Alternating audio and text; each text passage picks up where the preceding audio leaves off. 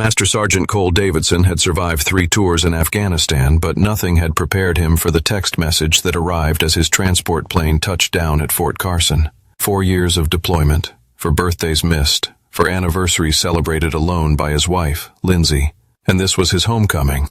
"Please don't ruin our day by coming home. The kids don't want you here either. Stay away." Cole stared at the screen, his weathered hands steady despite the earthquake in his chest. Around him, other soldiers embraced their families, tears of joy mixing with Colorado's crisp air. He had imagined this moment countless times during firefights in Kandahar, during lonely nights in forward operating bases, and during the endless months of wondering if he'd ever see his family again. "Understood?" He typed back one word: clean. Finally, Cole had learned long ago that emotions were a luxury he couldn't afford. In the Rangers, hesitation meant danger. Sentiment was weakness, and weakness got people hurt. He walked past the reunion area, ignoring the curious glances from other families. His duffel bag felt lighter than the weight now settling in his chest, not of sadness, but of cold calculation. Cole Davidson didn't break. He adapted, he overcame, and he never, ever forgot a betrayal. 20 minutes later, he sat in a rental car outside his own home, a modest 2-story colonial in Colorado Springs that he bought with combat pay and dreams of normalcy.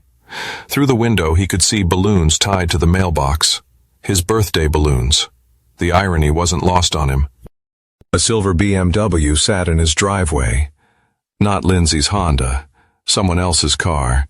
Someone who was celebrating his birthday in his house with his wife and his children. Cole had always been a methodical man. In reconnaissance, you gathered intelligence before you acted.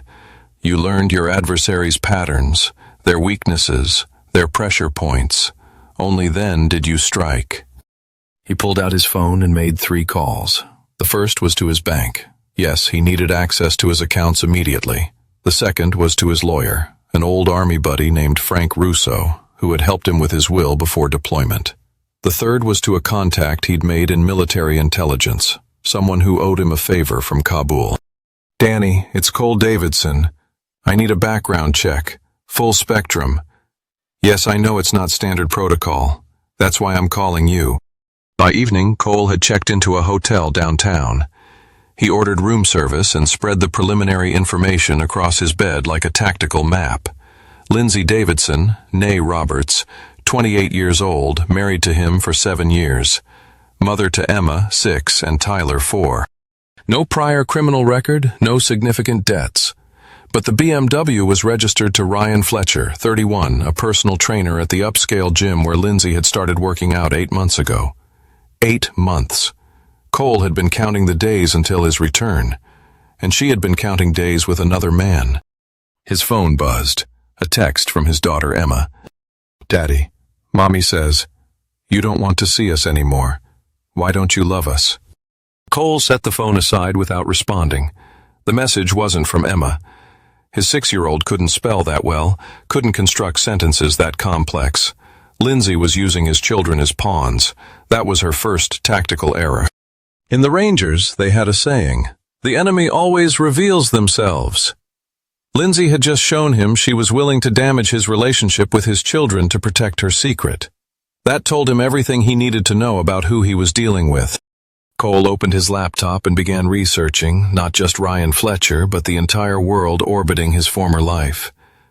Lindsay's job at the marketing firm, her friends, her social media presence, her new routines.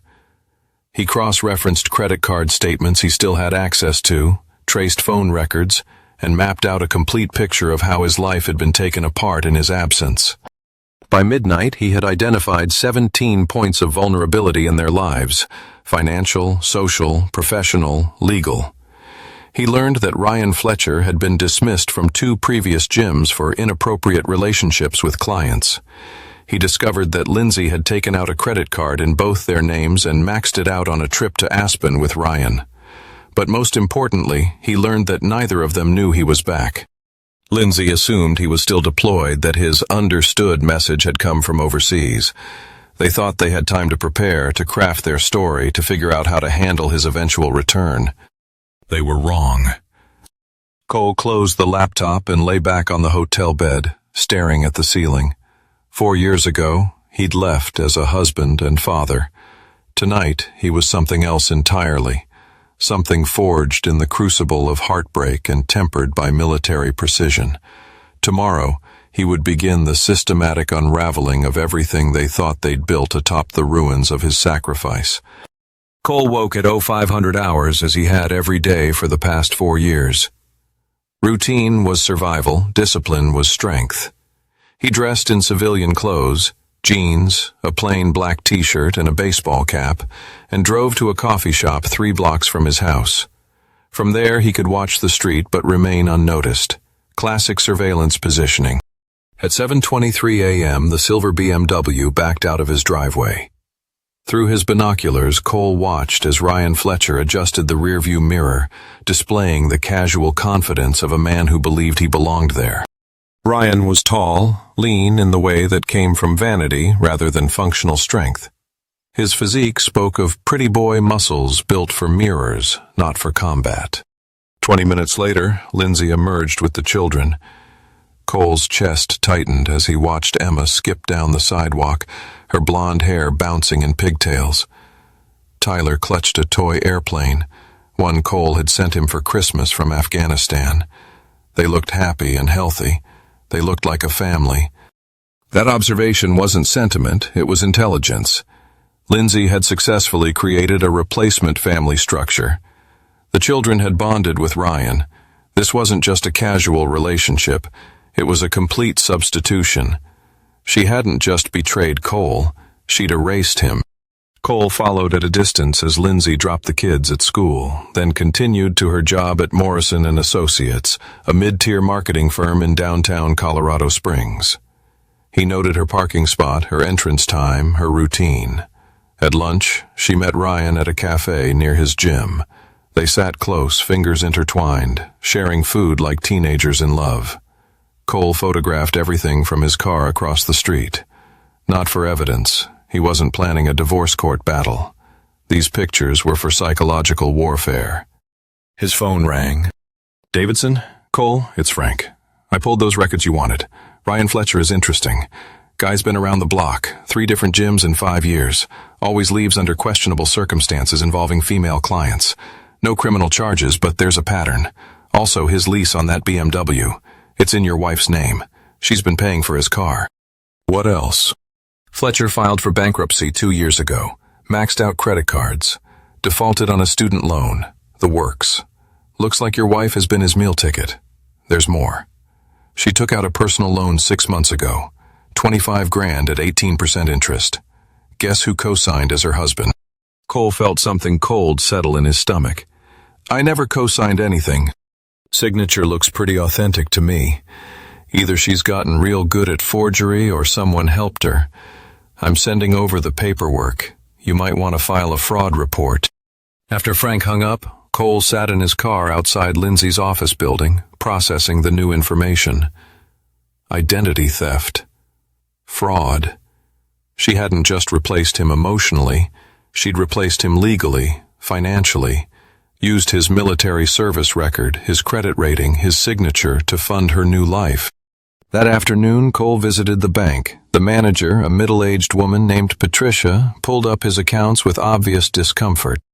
"Mr. Davidson, I have to say your wife has been aggressive about accessing these accounts. She was here 2 weeks ago with a power of attorney document, trying to get your combat pay transferred to a joint account." "Did you allow it?" "No, sir. The document looked suspicious, and our policy requires both parties present for large transfers for military accounts. She wasn't happy about it." Cole thanked Patricia and left the bank with a clearer picture.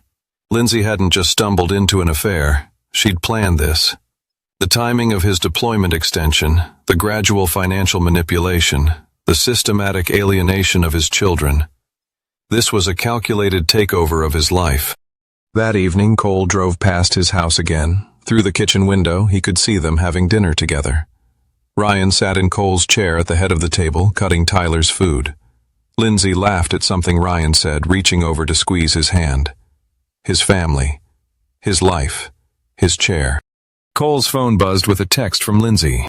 Cole, I know you're back. We need to talk. The kids miss you, but things are complicated now. Can we meet somewhere neutral? He stared at the message for a long moment, then deleted it without responding. At the hotel, Cole spread out everything he'd learned across the bed like pieces of a puzzle. Financial fraud, identity theft, systematic replacement, emotional manipulation of his children. Each crime, each betrayal, was a piece of ammunition in the war that Lindsay had started but didn't know she was fighting. Cole opened his laptop and began drafting the first phase of his counterattack. In the Rangers, they called it preparation of the battlefield, shaping the environment before the real fighting began. He started with Ryan Fletcher's employer, Golden Peak Fitness. A few carefully worded anonymous tips to the State Athletic Commission about unlicensed personal training and inappropriate client relationships. Then Morrison and Associates, where he discovered Lindsay's boss was a former Army colonel named Patricia Valdez. Colonel Valdez had been discharged for fraternization with subordinates. Information that would be very useful if she discovered one of her employees was embezzling to fund an affair. Next, Cole contacted the Department of Veterans Affairs about fraudulent use of his benefits. He filed identity theft reports with the credit bureaus and the police. Not because he wanted official action, but because he wanted paper trails, documentation. When the time came for his real attack, he wanted Lindsay and Ryan drowning in bureaucratic quicksand. Finally, he called Danny, in military intelligence again. I need deeper background checks, financial, criminal, personal, and Danny, I need you to run a credit monitoring alert on my social security number. I want to know every time someone tries to use my identity. Cole, what are you planning? What I was trained to do? Complete the mission. As he prepared for bed, Cole's phone buzzed again. Another text from Lindsay. Please, Cole, just talk to me. Don't make this harder than it has to be. He turned off the phone without reading the rest. Tomorrow, the real work would begin. Cole woke to 17 missed calls and 12 text messages. Lindsay's desperation was escalating, but that wasn't what interested him. The last call had come from a number he didn't recognize, followed by a voicemail that made him smile for the first time in days. Mr. Davidson, this is Melinda Chun from Morrison and Associates. I'm calling regarding some irregularities in Mrs. Davidson's employment file. Please call me back at your earliest convenience. Phase 1 was already working. Cole showered, dressed, and drove to the industrial part of town where he'd located a storage unit facility. He rented a unit under his own name, nothing to hide, everything to declare. Then he drove to a tactical supply store run by another former Ranger. He purchased equipment that would have raised eyebrows at a civilian store but was perfectly normal for someone in his profession. Surveillance cameras, digital recorders, GPS tracking devices, all perfectly legal for a private citizen to own. By 10 a.m., Cole was parked outside Golden Peak Fitness, watching Ryan Fletcher's morning routine. The personal trainer moved between clients with practiced charm, his hands lingering a little too long on adjustments, his smile a little too intimate during conversations. Cole documented everything, noting which female clients seemed most responsive to Ryan's attention. At 11:30, Ryan's BMW pulled into the parking lot of an apartment complex across town. Cole followed at a distance, watching as Ryan disappeared into Building C, Unit 218. Not his official address. That was a shared apartment with 2 roommates on the other side of town. This was something else. Cole waited 45 minutes before a brunette in her 40s emerged from the same apartment, looking around nervously before getting into a Mercedes with Martinez Realty magnetic signs on the doors. Another client, another affair, another woman paying for Ryan's lifestyle. The pattern was becoming clear. Ryan Fletcher wasn't just unfaithful, he was a professional, a predator who targeted lonely women with disposable income. Lindsay wasn't special. She was just the most lucrative mark he'd found. Cole's phone rang. Davidson. Cole, it's Frank. That fraud report you filed.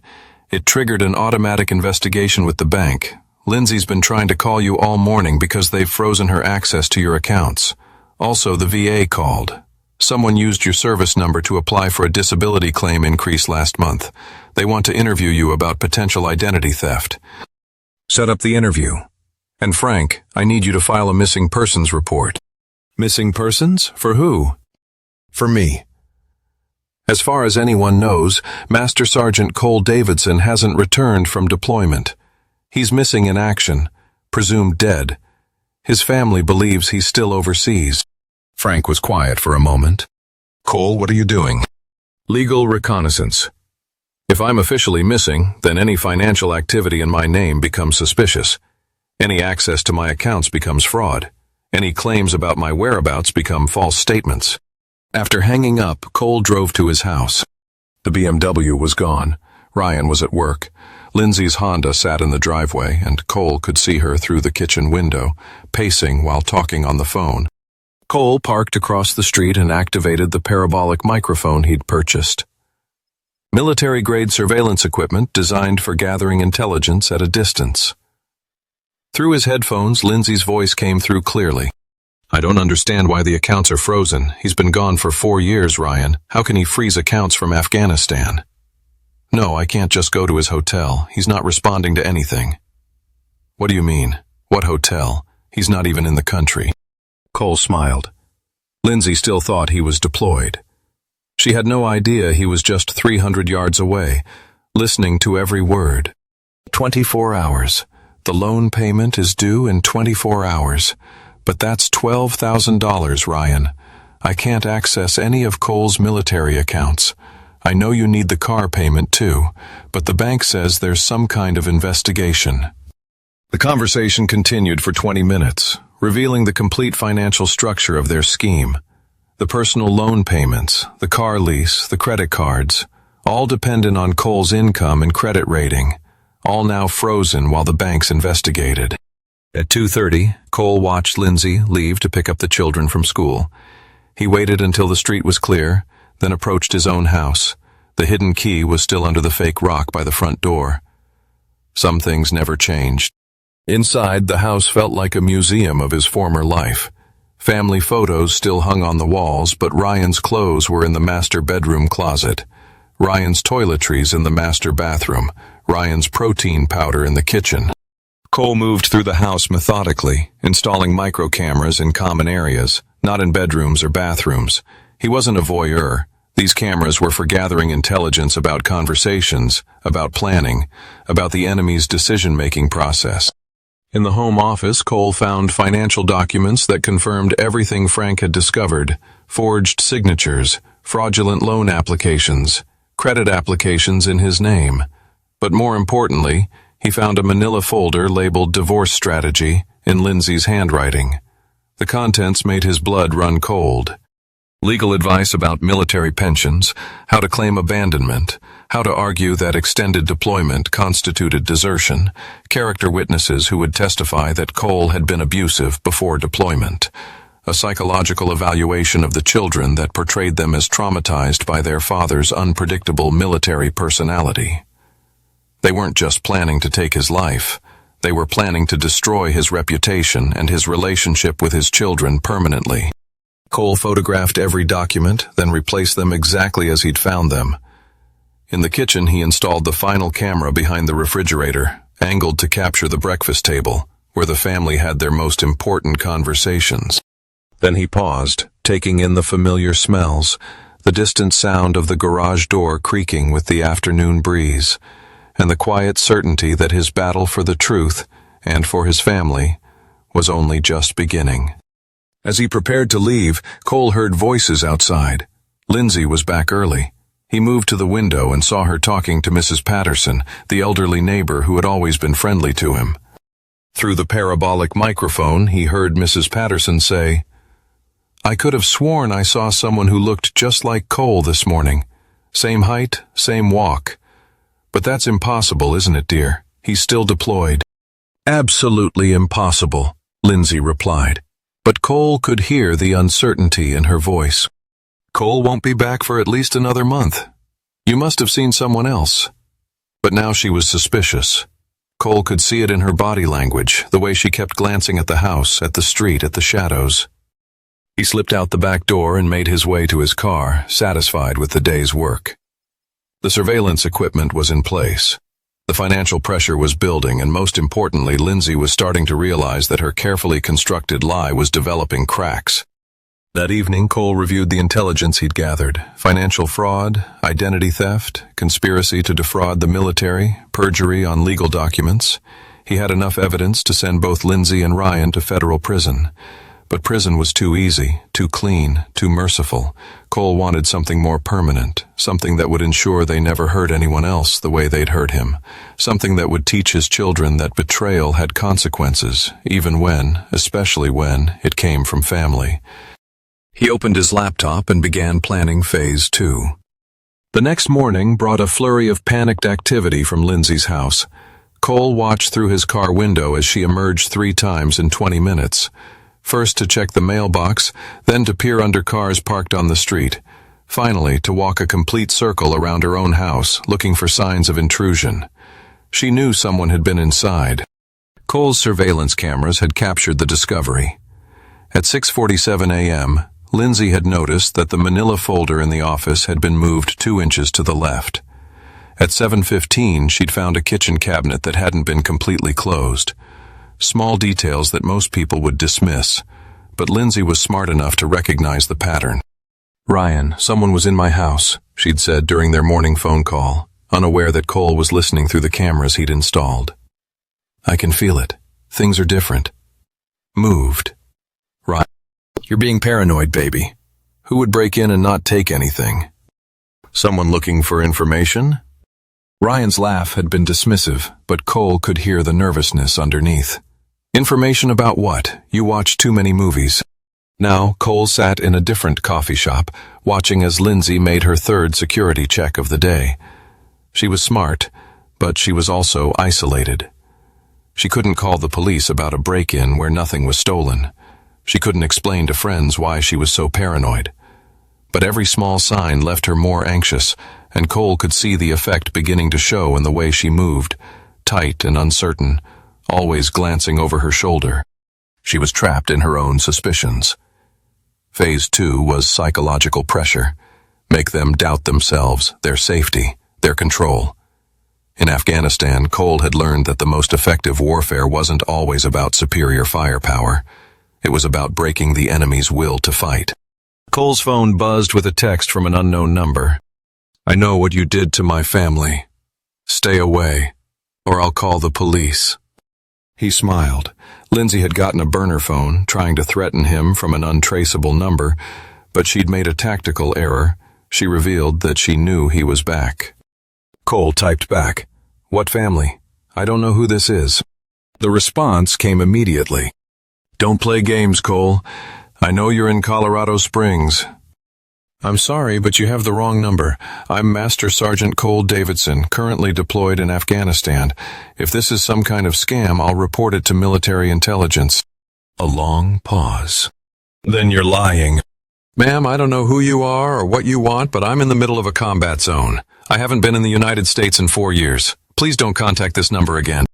Cole turned off the phone, satisfied with the first layer of psychological manipulation. Now Lindsay didn't know what to believe.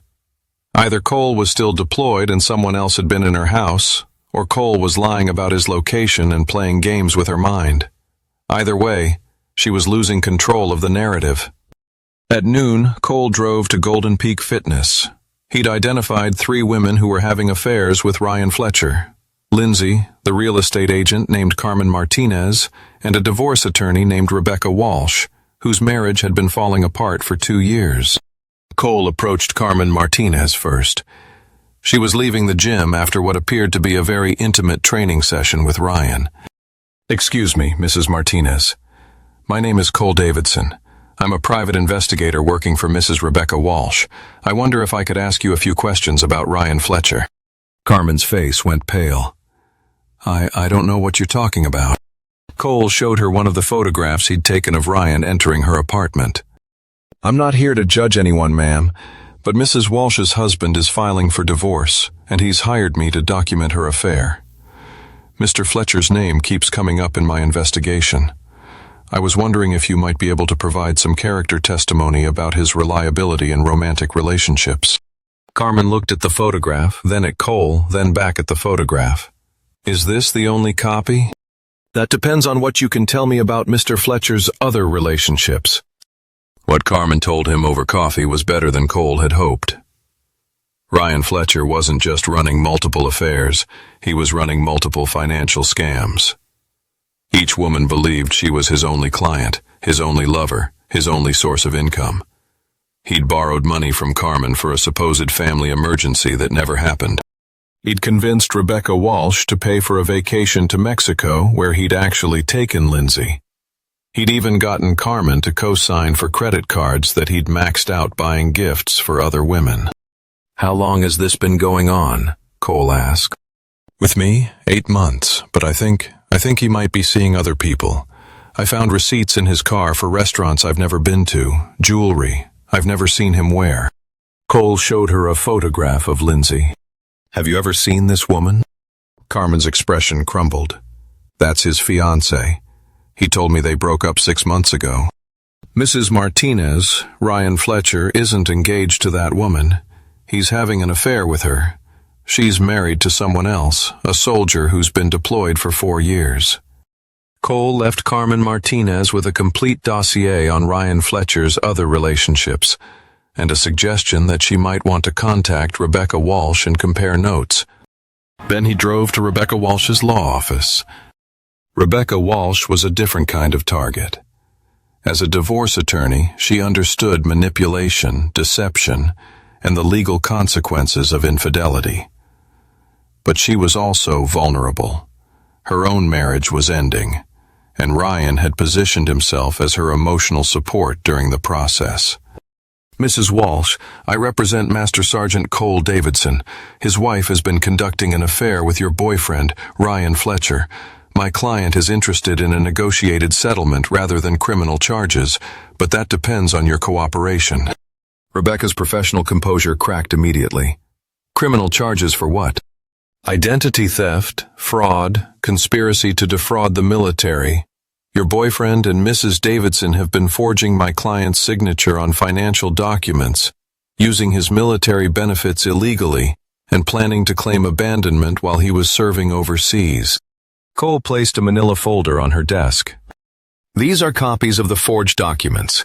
These are bank records showing fraudulent access to military accounts. This is a recording of your boyfriend and Mrs. Davidson discussing how to hide assets during divorce proceedings. Rebecca opened the folder with shaking hands. As a lawyer, she recognized immediately how damaging this evidence was. What do you want? She asked. I want you to understand that Ryan Fletcher is a professional con artist. He's not in love with you, Mrs. Walsh.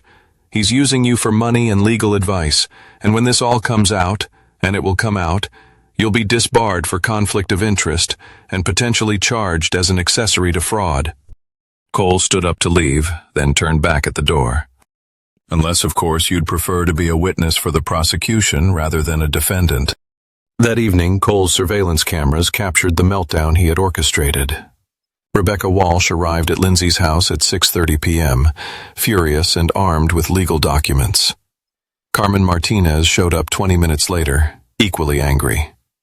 Ryan Fletcher arrived to find 3 women waiting for him in the living room.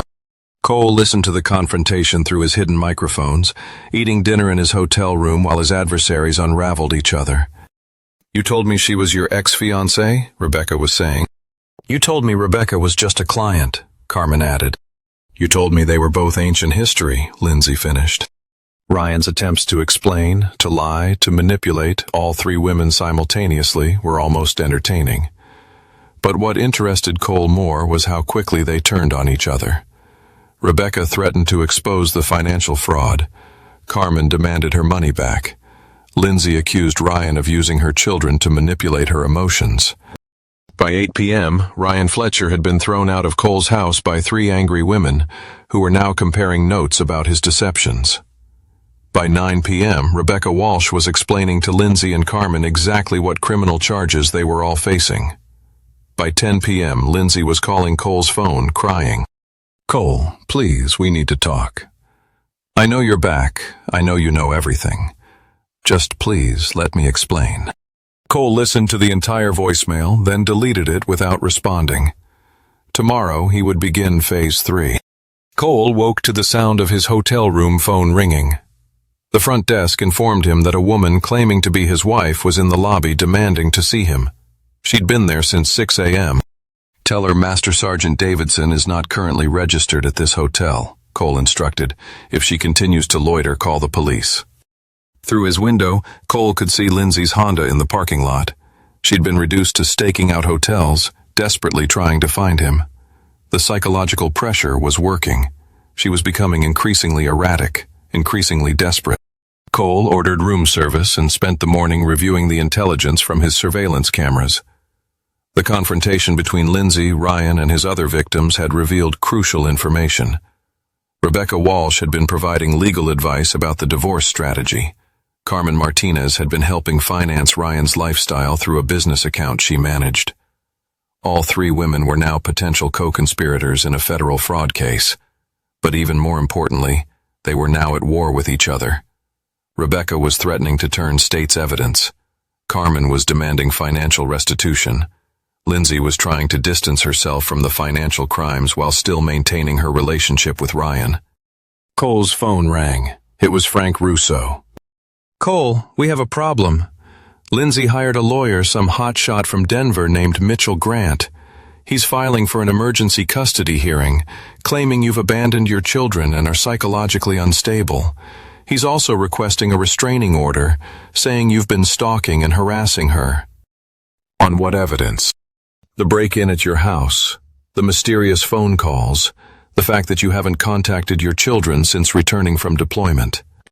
They're painting you as a dangerous veteran with PTSD who's become fixated on destroying his family." Cole smiled. Perfect. "Cole, if they get that restraining order, you won't be able to see Emma and Tyler. If they get emergency custody, it could take months to reverse." "Frank, I need you to do exactly what I tell you. File a counter-motion requesting a psychological evaluation of both parents. Request a forensic audit of all financial accounts, and most importantly, request that all parties submit to polygraph examinations regarding their truthfulness in sworn statements. Polygraphs aren't admissible in Colorado family court." "I don't care about admissible. I care about pressure. Lindsay and her lawyer know they've filed fraudulent documents. They know they've perjured themselves in sworn statements. The threat of a polygraph will make them panic." "What about the stalking allegations?" "I haven't stalked anyone. I've conducted legal surveillance on my own property and in public spaces.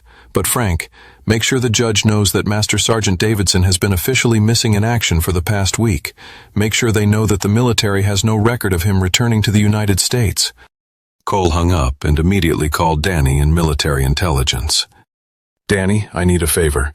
I need my official status to show that I'm still deployed, still in Afghanistan, and that any reports of me being in the United States are unconfirmed."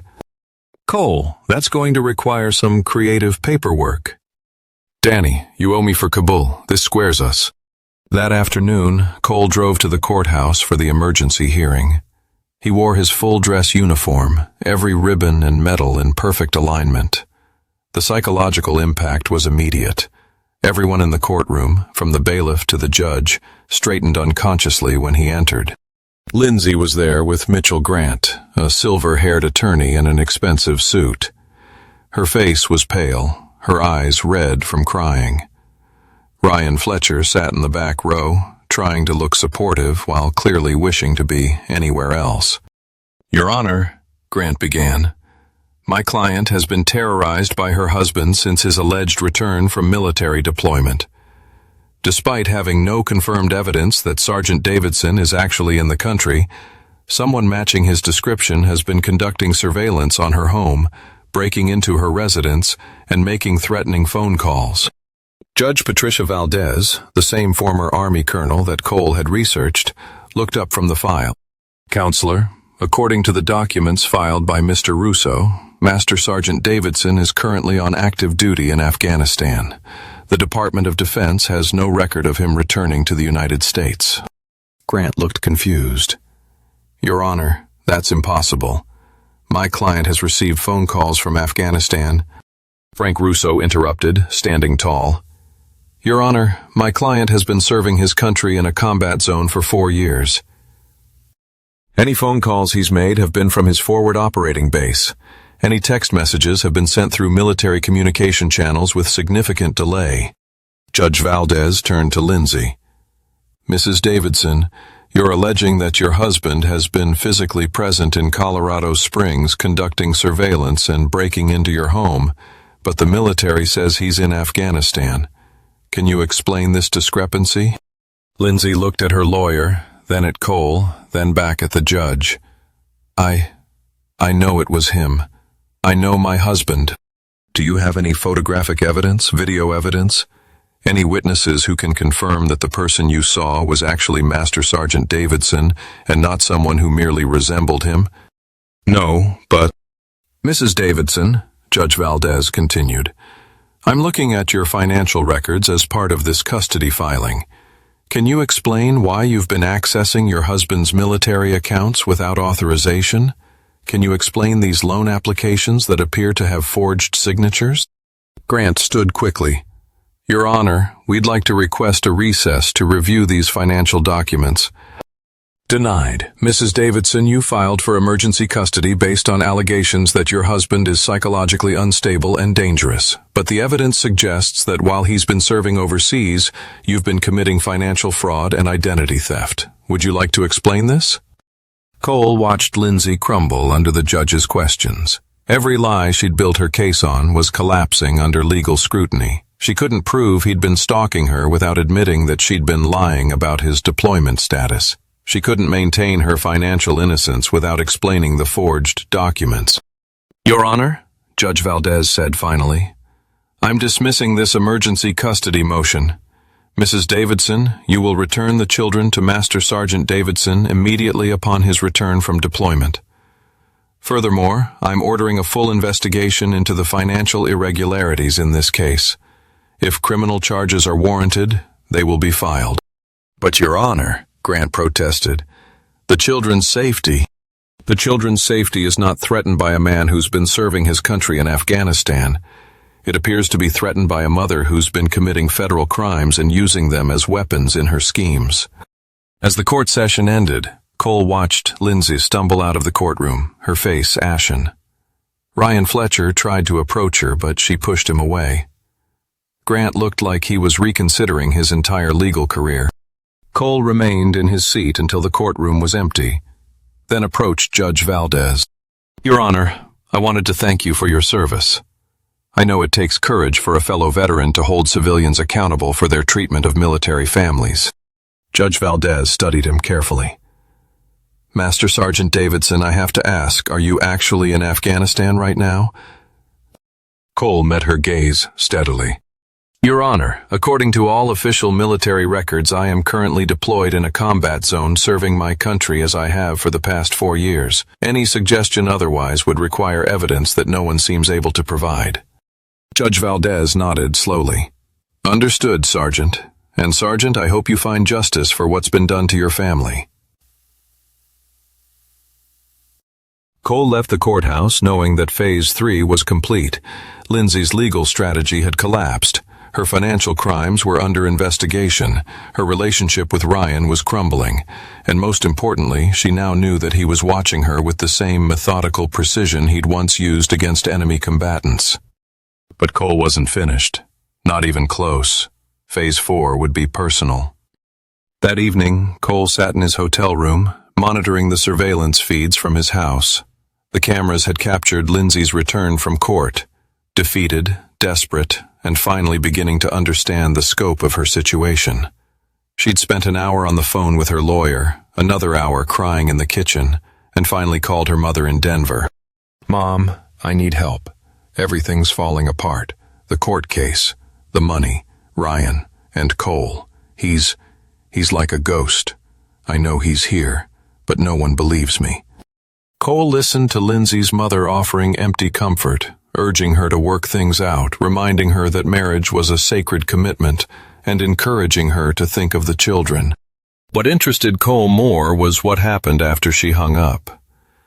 Lindsay sat Emma and Tyler down at the kitchen table, the same table where they'd celebrated countless birthdays and holidays as a family.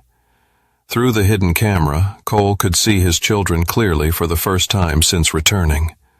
Emma had grown taller, her blonde hair longer, her face more mature. Tyler still gripped the toy airplane Cole had sent him. Even after all this time, both children looked confused and tired. Casualties in a war they didn't understand. "Kids, we need to talk about Daddy," Lindsay began, her voice carefully controlled. "You know how I told you that Daddy might not come home from the army? Well, there's a chance he might try to visit us soon, but it might not be safe." Emma, always the more perceptive child, frowned. "Why wouldn't Daddy be safe? Is he hurt?" "No, sweetheart. Sometimes when soldiers come home from war, they're different. Their minds get sick. They might do things that seem scary or confusing." Cole felt his hands clench into fists. She was poisoning his children against him, using their innocent trust to build a foundation of fear. "But Daddy loves us," Tyler said, clutching his airplane. "He sends me toys." "I know, baby, Daddy does love you, but sometimes love isn't enough. Sometimes people change in ways that make them dangerous, even to the people they love most." Emma was old enough to detect the inconsistency. "Mommy, you said Daddy was still in Afghanistan. If he's still fighting, how could he visit us?" Lindsay hesitated, trapped between her lies. "Well, sweetie, sometimes soldiers come home without permission. Sometimes they get confused about where they're supposed to be." "You mean Daddy might be AWOL?" Emma asked, using a military term she'd obviously learned from Cole. "Something like that. So if a man who looks like Daddy comes to our house, we need to call the police, okay? Even if he says he's your father, even if he looks just like him, we need to be very careful." Cole had heard enough. He turned off the surveillance feed and sat in the dark hotel room, processing what he'd just witnessed. Lindsay wasn't just stealing his money or his marriage. She was stealing his children's memories of him. She was turning his sacrifice into a threat, his service into a sickness. That was unforgivable. Cole picked up his phone and called Frank Russo. "Frank, I need you to arrange something. I want to see my children, but not at the house. Somewhere neutral, somewhere safe, and I want it to be a surprise." "Cole, the custody situation is complicated. The judge awarded me access to my children. Lindsay has been violating that order by telling them I'm dangerous and not to trust me. I want them to remember who their father really is before she poisons them completely." "Where do you want to meet them?" "The park where I used to take them, Miller's Grove, Friday afternoon after school. And Frank, I want you to be there as a witness to everything that happens." Friday afternoon, Cole arrived at Miller's Grove Elementary School wearing civilian clothes. Jeans, a Colorado Rockies t-shirt, the baseball cap Emma had given him for Father's Day 3 years ago. He looked like any other dad picking up his kids, nothing threatening or military or dangerous. He waited by the playground where he'd pushed Emma on the swings, where he'd taught Tyler to throw a baseball, where they'd spent countless afternoons before his deployment, the same playground where he'd promised them he'd come home safe. At 3:15, the school dismissal bell rang. Cole watched the stream of children emerge from the building, searching for familiar faces. Then he saw them, Emma walking with careful responsibility, Tyler skipping beside her, both looking for Lindsay's Honda. Cole stepped out from behind the tree where he'd been waiting. "Emma? Tyler?" Emma turned at the sound of his voice, her eyes widening in shock. For a moment, she looked exactly like she had at 3 years old, running to greet him after long training exercises.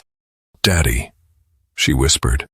Tyler's reaction was immediate and pure. He dropped his backpack and ran toward Cole at full speed, launching himself into his father's arms with the absolute trust that only children possess. "Daddy, Daddy, you came home. Mommy said you might not come home, but you did. You came home." Cole caught his son, feeling 4 years of separation collapse into this single moment. Tyler wrapped his arms around Cole's neck and held on like he'd never let go. Emma followed, more cautious but no less emotional. She stood just a few feet away, her eyes searching his face for reassurance, hope, and all the answers she'd been longing for. Emma was more cautious, approaching slowly. At 6, she was old enough to remember the warnings Lindsay had given her, but she was also old enough to recognize that this man, her father, didn't seem dangerous or sick or frightening. "Daddy, are you supposed to be here?" she asked, her voice small and uncertain. Cole knelt down so he could look directly into her eyes, Tyler still clinging to him.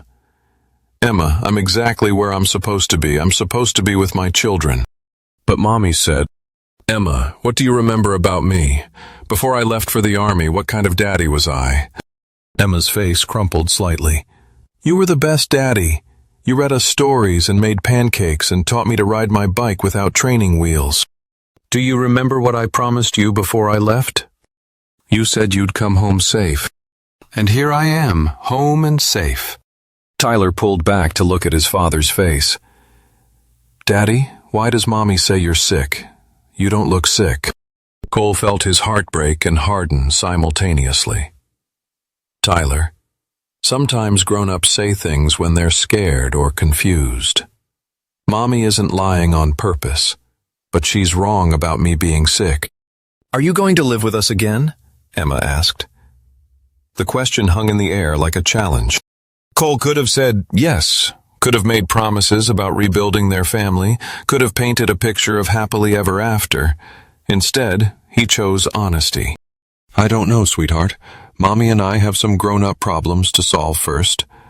But I want you both to know that no matter what happens, no matter where I live or where you live, I will always be your daddy. I will always love you, and I will always keep my promises to you." They spent an hour at the playground. Cole pushed Emma on the swings and threw a football with Tyler. They talked about school and friends and the toys he'd sent them from Afghanistan. For 1 hour, they were simply a father and his children, nothing more complicated than that. When Lindsay's Honda pulled into the parking lot, Cole could see the panic on her face through the windshield. She'd obviously gotten a call from the school, probably had driven there in terror, expecting to find police cars and ambulances. Instead, she found her children laughing with their father on the playground where they'd always played. Cole saw her approach but didn't acknowledge her immediately. Instead, he knelt down to Emma and Tyler one more time. "I have to go now, but I want you both to remember this. No matter what anyone tells you about your daddy, no matter what stories you hear, you remember this day.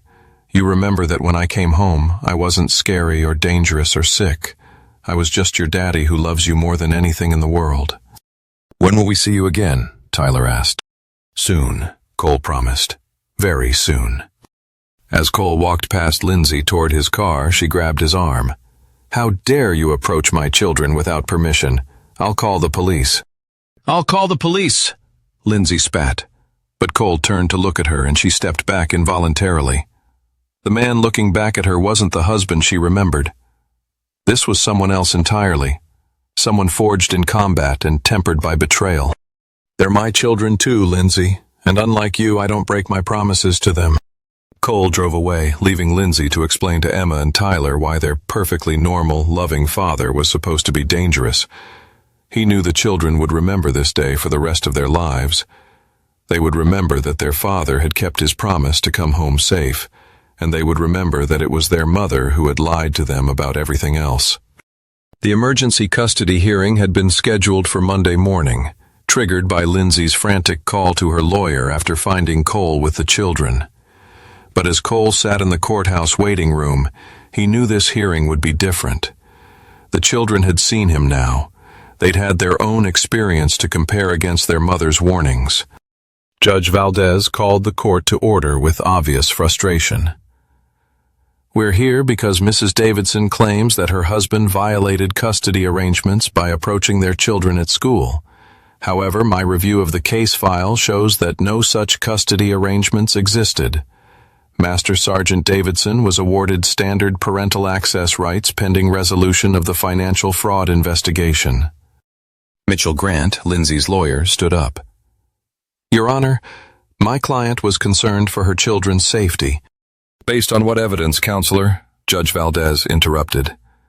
"Last week you argued that Sergeant Davidson was psychologically unstable, but the military psychiatrist's report shows no evidence of PTSD or any other mental health issues. You argued that he was dangerous and unpredictable, but multiple witnesses, including a school principal and 2 teachers, testified that his interaction with his children was completely normal and appropriate." Cole watched Lindsay shifting uncomfortably in her chair. The children's teachers had been called as witnesses, and their testimony had been devastating to her case. Emma's teacher had described watching a perfectly ordinary father playing with his children. Tyler's teacher had noted that Tyler seemed happier and more settled after seeing his father. Most damaging of all was the testimony from Frank Russo, who had witnessed the entire encounter. As an officer of the court, his word carried significant weight. "Mrs. Davidson," Judge Valdez continued, "I'm troubled by the pattern I'm seeing in your testimony. You've made multiple claims that have proven to be false or exaggerated. You've alleged that your husband was stalking you but provided no evidence. You've claimed he was dangerous to your children, but the evidence shows the opposite.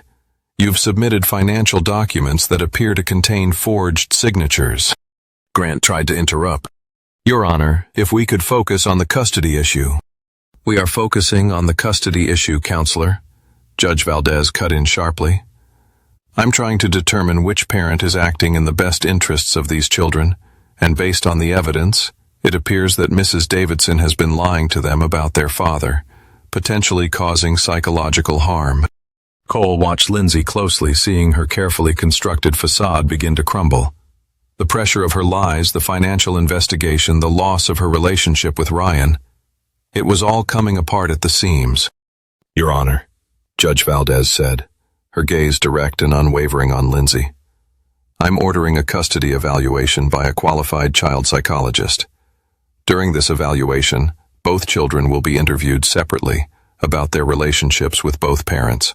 I'm also ordering that Master Sergeant Davidson be granted supervised visitation rights pending the completion of this evaluation." "But, Your Honor," Grant protested, "the safety concerns are unfounded and possibly fabricated. Furthermore, I'm referring this case to the District Attorney's Office for possible criminal charges related to the financial fraud allegations. Mrs. Davidson, you have the right to remain silent, but anything you say in this courtroom can be used against you in criminal proceedings." Lindsay went pale.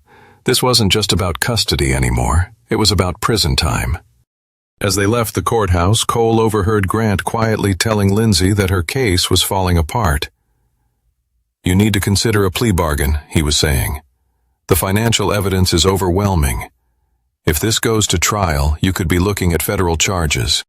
That afternoon, Cole's surveillance cameras recorded a meeting at his house that he'd anticipated for some time.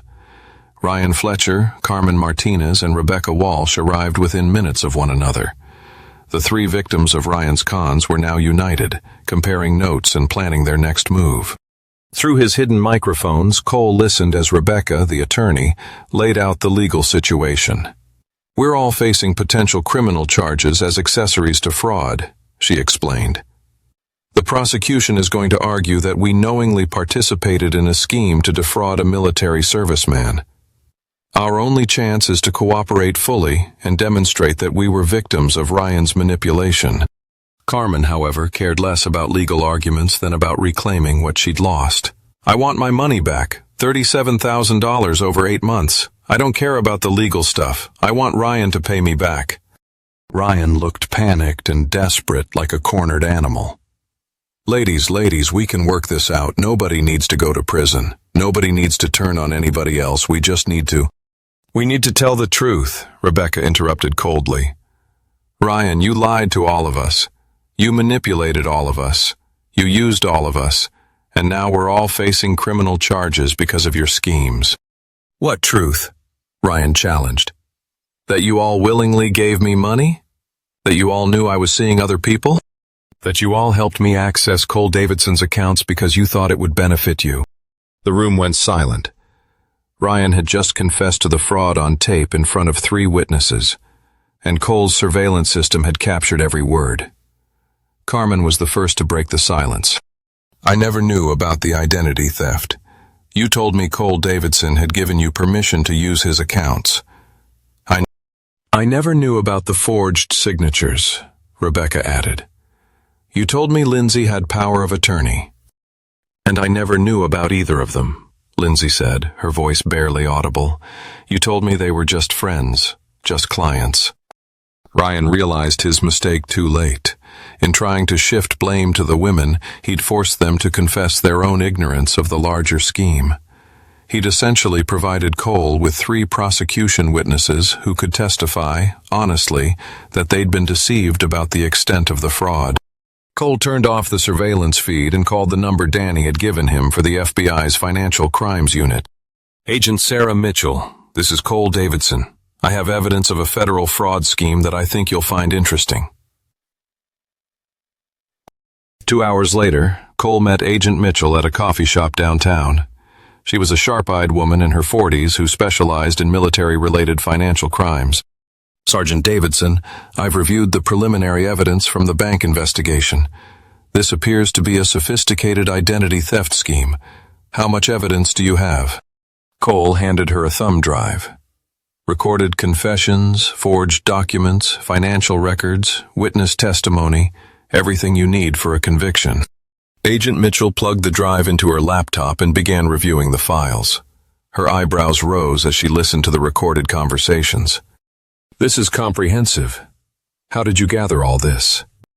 "Legal surveillance on my own property and in public spaces. Everything was obtained without violating anyone's Fourth Amendment rights." "Sergeant, this is enough evidence to prosecute all 4 co-conspirators for multiple federal crimes. Identity theft, conspiracy to commit fraud, wire fraud, conspiracy to defraud the military. We're looking at potential sentences of 5 to 10 years each." Cole nodded. "Agent Mitchell, I want to make something clear. I'm not interested in revenge prosecutions. I'm interested in justice. These people stole from me while I was serving my country. They manipulated my children. They tried to destroy my life. But most importantly, they're likely to do this to other military families if they're not stopped." "What are you proposing?" "I want them to face consequences proportional to their crimes. Ryan Fletcher is the ringleader. He should face the harshest sentence. The women were victims too, but they also participated knowingly in parts of the scheme. I want the prosecution to reflect that reality." Agent Mitchell closed her laptop. "We'll need you to testify before a grand jury. Are you prepared for that, Sergeant?" "I've been preparing for this moment since the day I received my wife's text message." As Cole left the coffee shop, his phone buzzed with a text from Lindsay. "Please, Cole, can we meet? Just the 2 of us. I'll tell you everything. I'll make this right. Please don't destroy our family." Cole stared at the message for a long moment, then typed back, "You destroyed our family. I'm just documenting the damage." But even as he sent the message, Cole knew that the real war was just beginning. The legal system would handle the financial crimes, but the battle for his children's future would be fought on a different battlefield entirely. The grand jury indictments came down on a Thursday morning. Ryan Fletcher, conspiracy to commit identity theft, wire fraud, conspiracy to defraud the military. Lindsay Davidson, accessory to identity theft, conspiracy to commit fraud, perjury. Carmen Martinez and Rebecca Walsh, accessory to wire fraud, although their cooperation with federal investigators had earned them recommendations for plea deals. Cole was sitting in Frank Russo's office when the news broke. "Ryan's looking at 7 to 10 years, Frank reported, reading from the federal prosecutor's summary. Lindsay could get 3 to 5, but they're offering her a deal if she testifies against Ryan and provides full restitution." "What about the children?" "That's where it gets complicated. The custody evaluation is complete and the psychologist wants to interview you and Lindsay together. She wants to see how you interact, how you handle conflict, how you discuss the children's welfare." Cole had been dreading this moment. For months he'd been the invisible force dismantling Lindsay's life from the shadows. Now he would have to face her directly in front of a professional who would be evaluating his fitness as a parent. The custody evaluation office was sterile and impersonal, designed to be neutral territory for hostile parents. Dr. Michelle Santos was a child psychologist with 20 years of experience in high-conflict custody cases. "Mr. and Mrs. Davidson, I've interviewed both Emma and Tyler extensively.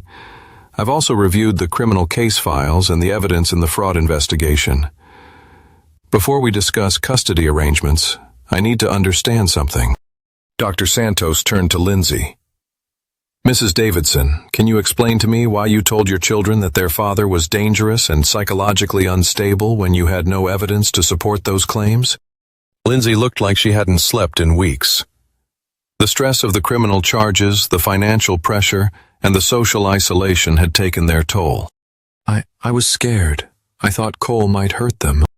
Based on what evidence? He was different. When I knew he was back, he was acting strange. Watching me. Following me. Dr. Santos consulted her notes. Mrs. Davidson, during my interviews with Emma and Tyler, both children described their father's behavior as completely normal and loving. Emma specifically said that her father wasn't scary like Mommy said he would be. Tyler said his father played with me just like before. Can you explain this discrepancy? Lindsay glanced at Cole, then back at Dr. Santos. I don't know. Maybe I was wrong about him being dangerous. Mrs. Davidson, were you lying to your children about their father's mental state in order to prevent them from wanting to see him? The question hung in the air like an accusation. Cole watched Lindsay struggle with an answer that wouldn't incriminate her further. I thought I was protecting them, she said finally. Dr. Santos turned to Cole. Mr. Davidson, you conducted surveillance on your wife and her associates for several months before revealing your presence. Can you explain your decision-making process? Cole had prepared for this question. Dr. Santos, when I returned from deployment, I discovered that my wife had been conducting an affair, stealing my identity, and manipulating my children. As a military officer, I was trained to gather intelligence before taking action. I needed to understand the full scope of the situation before determining how to protect my children's interests. Did you consider simply approaching your wife directly to discuss the situation? Ma'am, my wife had already demonstrated that she was willing to lie, steal, and manipulate. Direct confrontation would have given her time to cover her tracks, hide evidence, and further poison my children against me. My priority was gathering the truth. Dr. Santos made notes on her legal pad. Mr. Davidson, during your surveillance activities, did you ever consider the psychological impact on your wife? Did you intend to cause her emotional distress? Cole met her gaze steadily. Dr. Santos, my wife caused me 4 years of emotional distress by conducting an affair, stealing my money, and lying to my children. If my investigation caused her stress, that was a consequence of her own actions, not my intention. Mrs. Davidson, Dr. Santos continued, you've been romantically involved with Ryan Fletcher for approximately 10 months. During this time, did you introduce him to your children as a father figure? Lindsay's face flushed. Ryan was helping me with the children. They needed a male role model while Cole was gone. Did you encourage your children to call Mr. Fletcher Daddy or refer to him as their father? Sometimes. Tyler was so young he barely remembered Cole. Mrs. Davidson, Tyler is 4 years old. His father deployed when he was 6 months old. Are you saying that a 4-year-old has no capacity to understand who his biological father is? Cole watched Lindsay realize she'd walked into a trap.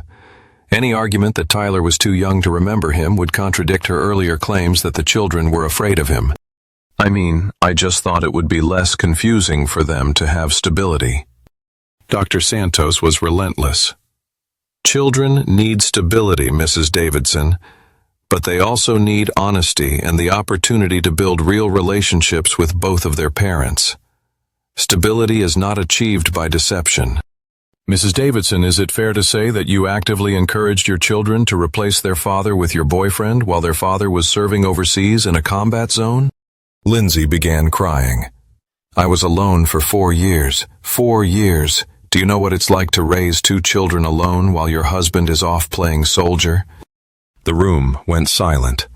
Cole felt something cold and final settle in his chest. Mrs. Davidson, Dr. Santos said quietly, did you just refer to your husband's military service as playing soldier?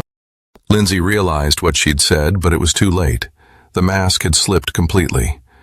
I didn't mean... Mrs. Davidson, your husband was deployed in Afghanistan for 4 years, serving his country in a combat zone.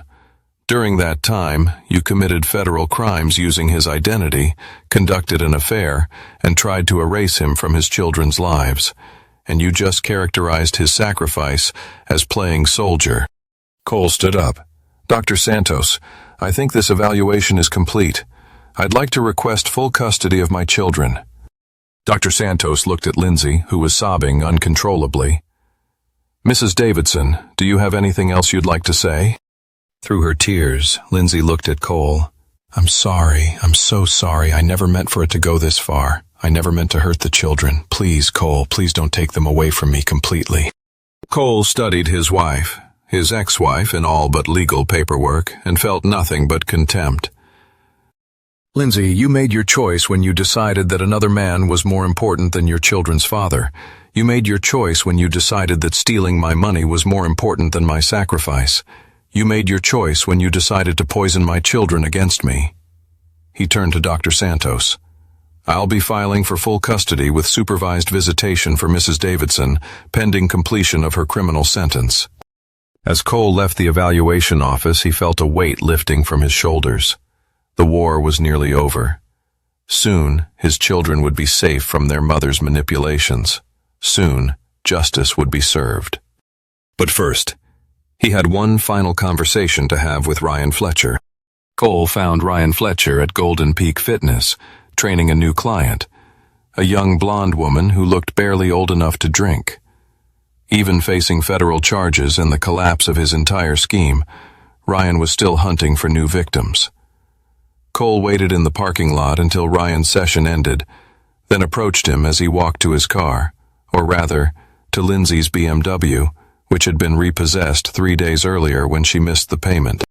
Ryan Fletcher turned, and Cole saw fear flicker across his face before he tried to mask it with false bravado. Cole, finally showing yourself, huh? I was wondering when you'd grow the courage to face me directly. Cole smiled, a cold expression that made Ryan take an involuntary step backward. I wanted to thank you, actually. You're thanking me for sleeping with your wife? Ryan, you did me a favor. You exposed a cancer in my life before it could spread any further. You revealed that the woman I married was capable of betraying everything she claimed to believe in. You showed me that my children needed protection from their own mother. Cole pulled out his phone and showed Ryan a text message. This is from Emma, my 6-year-old daughter. She sent it yesterday. The message read, Daddy, Tyler, and I want to live with you. Mommy cries all the time and she's always angry. Can you come get us? You see, Ryan, children are remarkable judges of character. They can sense authenticity. They can tell the difference between someone who genuinely loves them and someone who's using them as weapons in an adult conflict. Ryan was backing toward his car now, clearly wanting to end this conversation. Look, man, I'm sorry about how things went down. I never meant for it to get so complicated. Oh, but it's not complicated at all. It's actually very simple. You're a predator who targets vulnerable women. You manipulate them emotionally and exploit them financially. You destroyed my marriage, corrupted my wife, and traumatized my children. And now you're going to pay for all of it. The federal charges aren't my fault, Ryan said desperately. Lindsay handled all the financial stuff. I didn't know she was forging signatures or stealing your identity. Cole pulled out a small digital recorder and played a clip from one of his surveillance recordings. Ryan's own voice, saying, We just need to be careful about how we access Cole's accounts. If we keep the withdrawals small and spread them out, nobody will notice until he gets back. Ryan's face went white. You recorded me? I recorded everything, Ryan. Every conversation, every plan, every crime. The FBI has it all. Cole stepped closer, and Ryan pressed back against his car. But here's what the FBI doesn't know, Ryan. Here's what I haven't shared with them yet. Cole pulled out his phone again and showed Ryan a series of photographs. Carmen Martinez isn't the only married woman you've been manipulating. Jessica Hendricks, the real estate agent who sold you the apartment where you meet your conquests. Monica Liu, the bank manager who helped you process the fraudulent loans. Sarah Wilson, the city clerk who expedited your business licenses. Each photograph showed Ryan in intimate situations with different women who were all married, all in positions that could help his schemes, all victims of his manipulation. 14 women, Ryan. 14 married women with careers, families, reputations. All of them helping you commit crimes because they thought you loved them. All of them facing potential prosecution as accessories to your schemes. Ryan was shaking. You can't prove any of that. It's just pictures. It's just speculation. Cole smiled coldly. It's not just pictures, Ryan. It's evidence. It's testimony from women who are willing to testify against you to save themselves. It's a pattern of behavior that's as clear as day, and it's all backed up by the recordings I've made of your conversations with Lindsay, with Carmen, with Rebecca. You're finished, Ryan. You're going to prison for a very long time. And when you get out, if you ever get out, you'll find that the world has moved on without you. Your victims will have moved on. Your schemes will have been exposed, and you'll be left with nothing but the consequences of your actions. Ryan's eyes darted around, looking for an escape, but Cole stood firm. You can't run from this, Ryan. You can't hide. You can't manipulate your way out of it. It's over. Cole turned and walked away, leaving Ryan alone in the parking lot, his world crumbling around him. As he drove away, Cole felt a sense of closure. The battle was won. The war was over. His children were safe, and justice had been served. Now what do you want? I want you to understand the scope of what you've done. You didn't just steal money, Ryan. You destroyed families. You corrupted good people. You turned mothers into criminals and wives into liars. 14 families, Ryan. 14 marriages that you poisoned with your greed and narcissism. Cole put his phone away and leaned against Ryan's car, trapping him. Here's what's going to happen. You're going to plead guilty to all federal charges. You're going to accept the maximum sentence without appeal. You're going to provide full restitution to all your victims, even if it takes you the rest of your life. And if I don't, Cole's smile turned predatory. I release all the evidence about your other victims to their husbands. 14 husbands, Ryan. Some of them are police officers. Some are military. Some are just angry men who don't like being made fools of. Ryan understood the threat immediately. Cole wasn't just promising legal consequences. He was promising that Ryan would spend the rest of his life looking over his shoulder. You're threatening me, Ryan said weakly. I'm offering you a choice.